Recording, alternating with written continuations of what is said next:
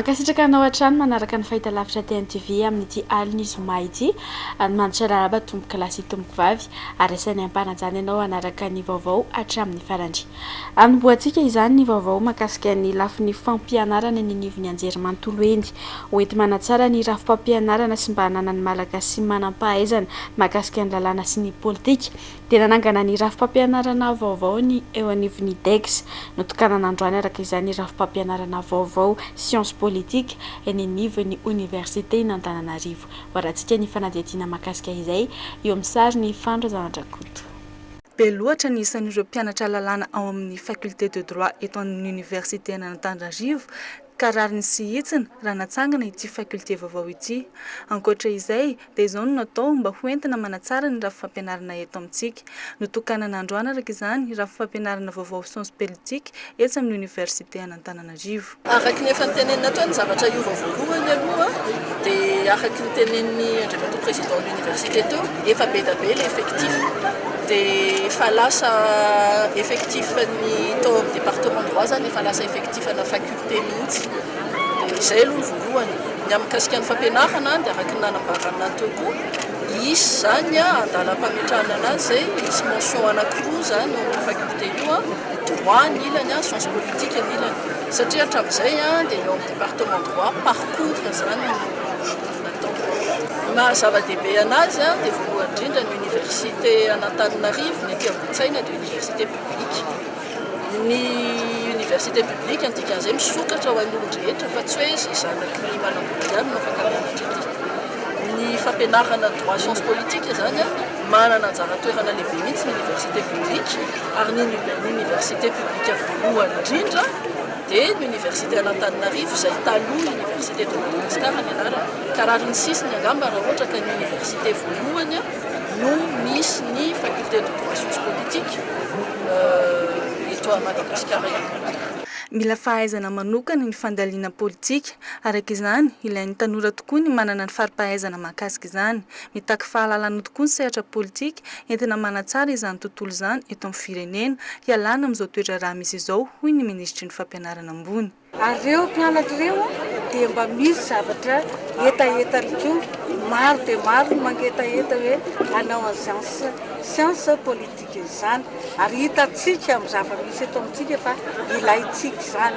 Ilayntsika izany tanora manam-pahaizana momba ny science politique izany mba hanova ary tsika tena mila fa hanovana izany atao hoe fanaovana politika izany satria mila fahaizana ny politika izany angamba indraindray mampisy zavatra tsy dia fantatsika rehefa miteny hoe politika satria rehefa miteny politika atsika dia sahala amin'ilay science hafahafa ihany fandraisana azy fa zatra science izy io science politique ka hamaly an'izany etaeta izany etaetan'ny tanora etaetan'ny firenena no nanaovana izao nanekena izao. Efa tamin'ny taona 2024 no efa namolavolana azy ity fa izao vao tafatsangana somatsara notokonana tamin'ny fomba ofisialy androany moa ity rafim-pampianarana vaovao sciences politique ity. Hitondra fivoarana eo amin'ny lafin'ny toe-tsaina sy ny fahalalana mba hitondrana fisandratana ho an'ny firenena tokoa ny rafim-pampianarana vaovao io raha nambara ny filoha teo aloha Rajaonarimampianina izy moa izay iray pia ity rafim-pampianarana ity nambarany ihany koa fa toerana namafisana ny fandresen-dahatra ny tsirairay amin'ny fanarahan-dalàna eto amin'ny firenena izany. Eo amin'ny sary fanazana tokotantrano andehana raha tsika ny fanadihadiana mahakasika izay. Ny afatra moa amin'ny fotoana tahaka izao nge indrindra ty amin'ny sehatra ny fampianarana dia everiko hoe mitodika indrindrindrindra amin'ny tanora izay maro no mandrato ny fianarana sy ny fahalalana eto amin'izao toerana izao dia hoy za hoe engane mba ho toerana izay tena hanamafisana ny fandresen-dahatra ny tsiraray sy ny faharesen-dahatra ny tsiraray amin'ny tena ilana ny fanarahan-dalàna eto amin'ny firenena. Fanarahan-dalàna tsy hoe zavatra ianarana fotsiny fa zavatra iainana ary zavatra ampiarina ary everiko fa zay zava-dehibe amin'ity androany ity satria dia entina anamariana izao zavatra izao ny lanjany zany atao hoe fampianarana lalàna izany eo amin'ny sehatry ny fiarahamonina sy eo amin'ny firenena. Ka dia ny faniriako dia ny mba hitondrany izao toeram-pampianarana izao a fivoarana eo amin'ny lafiny ara-toetsaina sy ny fahalalahana ary mba tonga azy tia mitoerana tena amolavolana tanora zay mitondra ny firenentsika eo amin'ny fisandratany. Rehefa tao anatin'ny tontolon'ny fampianarana sika tamin'ireny vaovao ireny dia andeha ho tohizana fa eny amin'ny rafim-pampianarana ambambango kosa indray ary makasika indrindra ireo mpampianatra mpiasa-panjakana. Mizarazara tanteraka ny mpampianatra anivon'izay fampianarana eny amin'ny sekolim-panjakana izay amin'izao fotoana izao satria raha misy amin'izy ireo no ao anatin'ny sandika izay milaza fa anohy ny fitokonana izay efa natao tamin'ny taom-pianarana lasa ary mbola ho tohizana amin'ny taom-pianarana vaovao izay vao hiditra eo. Misy ihany koa ireo manentana ny mpampianatra namany mba tsy hilatsaka amin'izay resaka famotehana ny fampianarana izay. Fa ho an'ny sirène sandikan'ny mpampianatra hafa ihany koa dia ny fitodiana amin'ny fanavaozana ny fampianarana ary ny anolorana ny fehi-kevitra ao anatin'ny dinika mandritra izany faneho-kevitra samihafa amin'ny fanatsarana ny fampianarana izay no heverin'izy ireo fa tokony hirosoana amin'izao fotoana izao ary efa nanatanteraka izany moa izy ireo tamin'ity androany ity. Horantsika ny faneho-kevitra sy ny fanadihadiana mahakasika izay. Ny tanterana nanomboka androany fakan-kevitra nataon'ny sirène tamin'ireo mpiasa eo anivon'ny fanabeazam-pirenena anatsarana ny tontolon'ny fampianarana eto Madagasikara. Fakan-kevitra izay nataon'ireo mpampianatra avy amin'ny lavalon'ny nosy ny ray aman-dren'ny mpianatra sy izay manana soso-kevitra amahana ny olana samihafa mianjady amin'ny tontolon'ny fanabeazana eto Madagasikara. Anolotra izay izay fehi-kevitra eto ho an'izay mpitondra ho avy eo na iza mpitondra ho avy eo na iza mpitondra ho avy eo atolotra anay fa ny ahafahan'le mpitondra anatanteraka an'le fanatsarana ny sehatra eo fanabeazana izay no tadiavin'ny fikamanana sirène. Izay fehi-kevitra izay dia mazava tsara fa hoentina aneo fanatsarana fanabeazana na foto-drafitr'asa zany na programme-pampianarana zany na indrindraindrindra ny sehatra ny karama tambo-karama mpanabe izay anisan'ny fototry ny tolona nataon'ny mpanabe teo aloha teo ary nisan'ny anohizana anazy amin'atin'izao fikamanana izao. Endrika ratsy ho an'ny mpanabe eto Madagasikara ny fihetsiky ny mpampianatra eo anivon'ny sandika samihafa tamin'ny fitakiana izay nataony tamin'ny taom-pianarana lasa teo iny UNISEM na ny sandika iombonan'ny mpampianatra eto Madagasikara. Izy ireo izay milaza ny anomelesina ny sandika mahakasika izay resaka fitakiana izay satria heverin'izy ireo fa tsy toetra tsara sy tokony endrika izay sandikan'ny mpanabe izay noho niseho tamin'ny fitakiana nataon'ny mpampianatra farany teo. Horantsika ny fanadihadiana misimisy kokoa mahakasika izay. Tsy tokony hisintsony ny fitakiana miseho amin'ny fidinana an-dalambe, ny fanaovana teny tsy voahevitra, ny fanaovana herisetra ary ny fampiatoana ny fampianarana ataon'ireo mpampianatra ho ireo mpanabe mivondrona ao anatin'ny CM na sandika ivondrona ny mpampianatra eto Madagasikara. Manome endrika ratsy ny mpampianatra izany indrindra maha-mpanabe azy ireo. Manana fitsipika tanteraka ny sandika. Ny fidinana an-dalambe zany tsy fataon'ny sandika fa manara-pitsipika zay ary mijoro ny mahara-dalàna. Misy texte amin'ny fianay ary any amin'ny FOP misy an'izany mazava tsara ho an'ny ministera tsirairay. Azafady aloha valiana tsirairay misy fanontaniana dia aveo ny vizenay amin'ny fanambarana dia mpanabe rehetra Madagasikara zay tonga saina fa mahatsapa tsy mendrika ny natao teo dia andao hivondrona hametraka ny raha. Tsy miombon-kevitra amin'ireo sandika milaza ny anohy ny fitakiana amin'ny taom-pianarana ho avy izay milaza ny tsy hanomboka ny fampianarana raha tsy mivaly ny fitakiana moa ity sandika ity raha ny fanazavan'izy ireo hatrany. Nampahafantatra ny fitsanganany androany ny sandikan'ny mpampianatra SEM ary miantso ny mpampianatra namany hanaradia azy ireo. Zay ny makasika ny lafin'ny fampianarana fa eo amin'ny firosoana ao anatin'ny fifidianana kosa indray dia hoety manatanteraka ampilaminan'izany fifidianana atao amin'ity taon'ity eto amintsika izany. Nandray ny fiofanana ihany koa androany ireo mpitandro ny filaminana izay natao mba hisorohana ny korotana mety hisy eto amin'ny firenena ao alohan'ny fifidianana mandritra ny fifidianana ary amin'ny fivoahan'ny foka-pifidianana. Horantsika ny fanadihadiana nataon'ny fandraisana andrakoto mahakasika izay. fa ankoatra ireo mpisehatra maro izay efa nahazo fiofanana avy teo anivon'ny CENI mahakasika ny fifidianana izay atao eto amintsika ny fahafitony volana novambra izao dia nandray izany ihany koa ireo manam-pahefana maro eto amintsika toy ny polisy pirenena, ny tafika ary ny gendarmerie. Izany no atao mba hisian'ny fitoniana sy ny filaminana aloha mandritra ary aorian'ny fifidianana.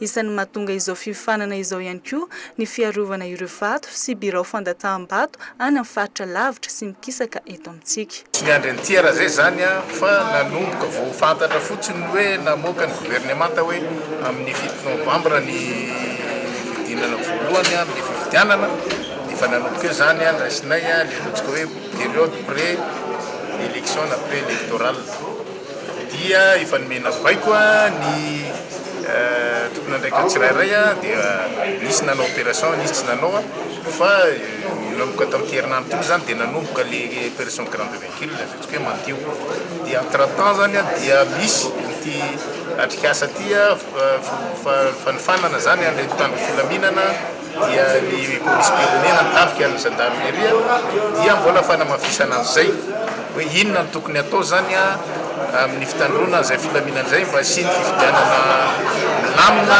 madio ary mba weekend rehetra le fifidianana dia zay zany no atao androany tokony tena izy zany satria tsy tonga eto daholo mpitandro filaminana rehetra ty zany karazany hoe formation des formateurs dia reto indray zany no ampita an'izay amin'ny namana rehetra manerana ny nosy le acte de déstabilisation zay mety ho isy ohatrany hoe alohan'ny fifidianana hitatsika misy ny olona efa manao teny zany hoe tsy tokony isy fifidianana io matoa izy miteny an'izay zany dia mieritreritra izy hoe anakorotana dia tsy maintsy misy stratégie zany raisina manoloana an'izay mandritra ny fifidianana dia fantatratsika ina zavatra tokony misy ohatra fotsiny raisiko hoe mety misy andoro mety misy anafika mety na ireny le olona mitondra an'ireny taratasy mpifidianana rehetrarehetra reny mety misy andomba mety misy anafika zay zany dia tsy maintsy jerena ka amin'ny ankapobeny le izy zany ka io tsy voasahany entité anankiray ihany fa tsy maintsy miditra antsehatra daholo dia zay zany isan'ny stratégie jerena eto hoe ny entité tsirairay ahoana ny atao inona ny kambanana inona tsy kambanana inona tokony atao amin'ireny zavatra reny vita ny fifidianana acheminement io mbola tsy vita le izy tsy maintsy mbola mandeha satria tsika tsy mbola mandroso ohatrany any velany ihany hoe mandeha dia miromby folo alina dia voaka sira grand écran hoe izy amin'ny président lany fa io zany tsy maintsy mbola misy fitondrana an'ireny colis avy amin'ny fokotany anankiray mandeha tongotra mbola maintsy mandeha tongotra 3 andro 4 andro ho tonga any amin'ny chef lieu de district zay tsy maintsy misy mpitandro filaminana foana zany manaramaso an'ireny zavatra ireny. Mandritra ny 2 andro ity fiofanana ity eto Andrainarivo ary ireo manam-pahefanana azo fiofanana teto dia hitondra ny fampianarana azony miparitaka manerana ny faritra eto Madagasikara. Marina fa fiara-miasa avy eo anivon'ny CENI sy ny PNUD no nahafanana natanteraka izao atrikasa izao.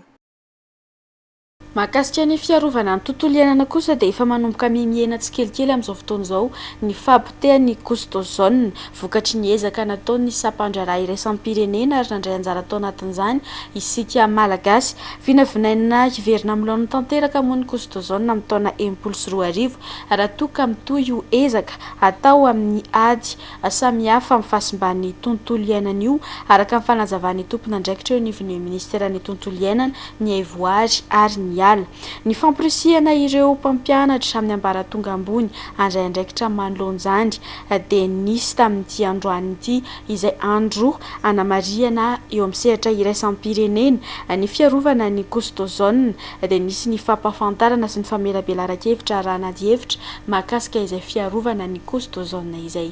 Iando Miaratiana sy Lanitra Ronaldo. Maro ny voka-dratsy ateraky ny fahasimban'ny sosina ozone eo amin'ny zava-mananaina, miteraka ny fiovaovan'ny toetrandro, areti-maso, ho mamiady ny hoditra ary mampiena ny hery fiarovan'ny olombelona zany. Mampiena ny vokatra miakatra ihany koa vokatry ny tara-masoandro mahery vaika. Afana misoroka ireo voka-dratsy mialoha sy entina ampienana ny fahasimban'ny sosina ozone. Zava-dehibe ny fanohizana ireo ezaka vita amin'ny fiarovan'izany raha ny fanazavany tompona andraikitra eo anivon'ny ministeran'ny tontolo iainana, ny Ivoary ary ny ala. Isan'ireo dingana lehibe lehibe efa nataon'ny fitondram-panjakana malagasy amin'ny fiarovana ny sosina nabakabaka ozona moa ny fametrahana lalàna mandrara ny fidiran'ireo akora simika eto Madagasikara. Ireo asa zany sy ireo aktivité entina iarovana sosina nabakabaka ozona dia tokony toizana foana na dia fahita ary efa amin'ny forona tsikelikely zany ny couche-d'ozone efa miena le appauvrissement au niveau mondial zay misetra pirenena zany dia efa hita fa miena ny fasimbany couche-d'ozone vokatry ny ezaka natao tany andafy sy teto Madagasikara satria tsika zany nanosony le fanakana pirenena momba ny fiarovana sosina ozone ny convention de Vienne sy protocole de Montréal dia manatanteraka asa maromaro tsika entina zany iarovana ny sosina nabakabaka ozone io. Sosina ozone moa dia singan'ny tontolo iainana zany ny mbola tsy takamasoany amin'ny atmosfera izy dia miaro ny zavamananaina ety ambonin'ny tany amin'ny voka-dratsy zany teraky ny taramasoandro mahevaika avy amin'ny masoandro le rayon ultraviolet be. Ny rayon UVB moa zany dia tena manimba ny zavamananaina ety ambonin'ny tany na ny olombelona na ny biby na ny zavamaniry dia ny couche-d'ozone io ny sosina nabakabaka ozone no miaro zany misivana n'le taramasoandro mahevaika tsy tonga ety ambonin'ny tany. Ezaka atao Madagasikara moa zany dia nametraka lalàntsika. Ny lalàna zany dia mandrara ny fidiran'ireo akora simika le hoe substance appauvrissant la couche-d'ozone eto Madagasikara. Misy lalàna zany didim-panjakana izy io miara-misakaiky amin'ny fampiarana azy izay ao ministère ny tontolo iainana ny Voary ary ny ala ny zareo ministère ny varotra ministère du commerce ary ny direction générale des douanes.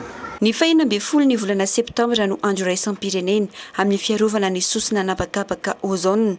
Naroso tamin'ity andro an'ity kosa ny fankalazana antsika eto Madagasikara. Nentina nanamariana zany dia nisy ny fanentanana famelabelan-kevitra narahina hevitra mikasika ny couche d'ozone nataon'ireo mpianatra amin'ny ambaratonga ambony tetsy Andavamamba. Tsy janona eo ihany anefa ny hetsika tahaka izao fa isy ihany koa ny fampiofanana, ny fanamafisana ny fahaiza-manao ary ny fampitaovana ireo mpiasa ny fatseranana sy ireo teknisianina mpikirakira sy mpiandraikitra ireo akora simika amin'ny ady atao amin'ny fasimbany sosina ozone. Nizaniza vondron'olona dia manana anjara andraikitra zany amin'ny fiarovana ny tontolo iainana. Ny sosina nabakabaka ozone dia ao anatin'ny tontolo iainantsika ny mpianatra ireny rehefa lehibe zany dia mampiasa an'ireo fitaovana mety misy akora mety hanimba ny sosina ozone. Dia fampianarana an'zareo inona avy ireo akora zany alternative izay tsy azo asolo le akora manimba sosina ozone reny dia samy fahafantarana azy hoe inona avy ireo karazana fitaovana mety misy akora manimba ny sosina ozone. Dia tsara fahafantarana azy koa hoe reto avy ny substance alternative izay azo asolo an'le mpanimba zany dia reny no ampiasaina satria ny mpianatra ankehitriny no avin'ny firenena rapitso zareo zany no mpanjifa, anisan'ny mpanjifa ary zareo anisan'ny consommateur zany dia entanina zany zareo mba hafantatra ny zavatra rehetrarehetra entina iarovana tontolo iainana. Ao ohatra hoe ny fanofanana ny douane satria zareo no mitily fidiran'ny lentana eto Madagasikara. Izy zany no misivana hoe reto mahazo miditra, reto tsy mahazo miditra eo fampiarana an'le lalàna iarovana sosina ozone. Dia aveo ny technicien koa mpikirakiran'le akora reny simika reny dia omena traikefa mba hafantatra an'le hoe bonne pratique réfrigération vidéo sauver la couche d'ozone. Dia zareo koa satria zareo no mpikirakirany manao réparation, manao maintenance ny équipement sy ny matériel izay misy an'le akora. Dia zareo koa zany omena fitaovana sady misy zany renforcement capacité technique, misy koa renforcement matériel ho an'le technicien du froid. Fa ankoatra ny fiarovana ny couche d'ozone ezaka lehibe masony ministera ny tontolo iainana ny Voary ary ny ala amin'izao fotoan'izao ihany koa ny ady amin'ny fikorotana ny toetry ny andro vokatry ny tavy sy ny doro-tanety izay mbola manjaka eto amin'ny firenena amin'izao fotoan'izao. Ny fanaovana doro-tanety moa izay isan'ny mitarika amin'ny fiakaran'ny voalavo ka mety hiteraka ny valanaretina pesta. Efa misy araka izany ny ezaka manokana ataony eo anivon'ny ministera ny tontolo iainana eo amin'ny sehatra nasionaly ao anatin'izay ady amin'ny fiparitahana sy ny fanatanterahana ireo olona sasany doro-tanety izay. Mbola ianto miaratiana sy lanitra Ronaldo hatrany no hitondra ny antsipiriny makasika izay. Ministera moa zany dia manao ezaka amin'ny fiarovana sosina nabakabaka ozone. Manao ezaka koa ministera amin'ny ady amin'ny fikorotana ny toetrandro. Ny doro-tanety dia miteraka fikorotana ny toetrandro satria mamoaka gaz carbonique, mamoaka gaz à effet de serre zany misy fiantraikany ratsy amin'ny fikorotana ny toetrandro. Fa ny gaz carbonique kosa nefa dia tsy misy fiantraikany amin'ny couche d'ozone. Fa ny ministera dia manao ezaka zany amin'ny ady amin'ny tanety satria ny doro-tanety araka fantatsika dia miteraka koa ny fiakaran'ny voalavo ity atapy-tanàna dia miteraka peste satria ny voalavo sy ny trandraka raha miakatra ty atapy-tanàna dia reny zany mety ahatonga amin'ny peste dia anisan'izay koa zany dia antony anankiray iadivana amin'ny doro-tanety ao moa zany ny ady hoe lutte active dia misy ny lutte passive amin'le doro-tanety efa misy asa maro zany atao amin'ny ministera amin'ny ady atao amin'ny doro-tanety zany ny amin'ny toerana misy azy any sy au niveau national. Vaovao mahakasika ny kolontsaina kosa indray namoaka boky mirakitra ny fanitsina ny tantara sasantsasany manodidina ny zava-nitranga teto Imerina sy ny tamin'ny andro ny fahampanjaka ny mpanoratra Joël Raoul Valo ka tamin'ity andro an'ity no nampahafantarina izany tetsy amin'ny CMD Lac Soarandro nambarany fa maro ny fahadisoana hita amin'ny tantara sasantsasany mahakasika ny zava-nitranga teto Imerina ka heverina fa tokony ho ahitsy satria mirakitra ny maha izy ny olona iray amin'ny fiaviany ny fahafantarana ny tena tantara nisy marina fanadihadiana. Voarakitra ao anatin'ity boky mitondra ny lohateny hoe Imerina sombin-tantara ity avokoa ireo tantaran'i Imerina raha nambarany Joël Raoul Valo nanoratra izany boky izany. Nambarany fa maro ny tantara mitaina amintsika taranaka aty aoriana ny diso ka ao anatin'ity boky ity ny fanontsin'ny izany sy ny fitantarana izay mbola tsy fantatra. Dia toko voalohany nahitana Madagasikara, toko faharoa ny fahafoko, toko fahatelo fahampanjaka. Dia ao anatin'io toko fahatelo io misy hoe ny toerany tsy mahafotsy tsy miambola teto Imerina, ny nahatonga ny anarana hoe tsy mahafotsy, ireo fanjakana vaventy tafajoro voalohany teto Madagasikara, ny fanjakana teto Afovoantany, dia tantarainao daholo ny fanjakana Andriamasina Valina, ny fanjakana Andrenampomimerina, hatraty amin'ny fanjakana Ranavala fahatelo. Dia misy hatramin'ny misy kely nalefa ao amin'ny fanjanahantany satria ana misy ny vivady sakelika, dia misy famaranana ao amin'ny fahaleovantena. Aty amin'ny farany misy ny teny famaranana sy ireo boky novakiana mombamomba ny mpanoratra. Ohatra ny teneniko teo zao hoe aloha tonga dia ny voalohany indrindra angamba ohatra hoe nanana mpanolontsaina roa vavy Andrenampomimerina dia raha lesika anabavany dia raha tsy ambony anankiray dia teneniny amin'ilay izy hoe izy roa vavy ireo samy ramatoa izany efa betoana kanefa tsy izay ny tena izy raha lesika nefa ramatoa fa raha tsy ambony mbola zatovy kely. Izany zao tonga dia hita be mihitsy hoe diso. Tahiry maha izy azy antsika ny fahafantarana ny tantara marina momba ny zava-nisy teto Imerina sy ny mahakasika ireo tantaran'ny mpanjaka teto hoy Joël Raoul Valo. Raha resaka kolontsaina aloha zao lasa mety tsisy azon-damosiny ny gasy amin'izao fotoana, tsy fantany hoe ahoana fototra ny poira ny ilainy izany fantatra. Sakava ny hitako hoe zavatra tena moa ny zavatra entin'ny fandrosoana koa be dia be dia mevery antsika nefa betsaka zavatra tsara tokony tazomina ny fahendrenana apetraky ny tolo. Mahakasika an'asa madinika indray no ndeha hoentina aminao anatin'ity fanadihadiana manaraka ity izay arantsika amin'ny andro miaradina aseny ianao anaraka izany. Saika lasa ny mpakamaro avokoa ny akora fototra ankehitriny anikazara raha misy ambimbava ho an'ireo mpanao asa tanana raha tsaivina mantsy mbola betsaka ny akora ambiny teo aloha izay azo avadika ireo mpanjara ampiasaina ka fanongalabina tsara na izany teo amin'ny kalitao na teo amin'ny abetsaky ny akora eo amin'ity asandrofia ity. Ny asa tanana zany zao amin'izao somary mihemotra kely satria tena tsy ampy matiera intsony zany zao mpanao asa tanana amin'izao. Amin'ilay resaka matiera zany ohatrany hoe presque lasa amin'ny vahiny daholo zao. Ohatrany hoe ny hazo, ny rofia, ny tandroka, hatramin'ny papiera zany la lasany any zao daholo dia tsisy ninina azo atao mihitsy zany zao fa tena farany ambany mihitsy zany zao mpanao asa tanana amin'izao. Ny ambin-kampany ampiasaina izay zany miezaka an'ilay kalitao hoe tsara foana fa eo amin'ilay mesura zany somary tsy ampy intsony ilay matiera anay zany amin'ilay resaka rify. Izay zany ny olana aminay zao. Sedra fahaty-antoka mihitsy surtout zany amin'ny resaka tsena zao efa tena tsy dia mandeha zao. Very 10 isan-jato any zay amin'izao tsika miteny zao. Efa ntaonany maro moa no nilomanosana ity raim-pianakaviana ity teo amin'izay sehatra ny fanaovana asa tanan'izay ka ireny arona seza kapa vita amin'ny rofia ireny no nataony ho antom-pivelomana. Maro karazana moa ny entana midina eto ary samy manana ny vidiny avokoa izany na dia ho aza ireo olana sedraina nambarany fa mahavelona ary azom-bola ity asa ity.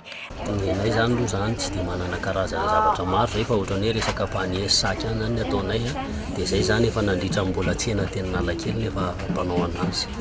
Zany hoe eo amin'ny 20 000 francs eo zany ny mora indrindra dia misy hatramin'ny 90 000 francs ny tombony tena tsy dia misy ohatran'izao zao ianao zao mbola tsy malafo ianao zao dia faty antoka ny hita zany zao raha ohatsy surtout raha olona miantoka zany ianao dia sahirana fa hoe olona manao atelier zany ianao dia mba afaka mba miaina kely zany ianao.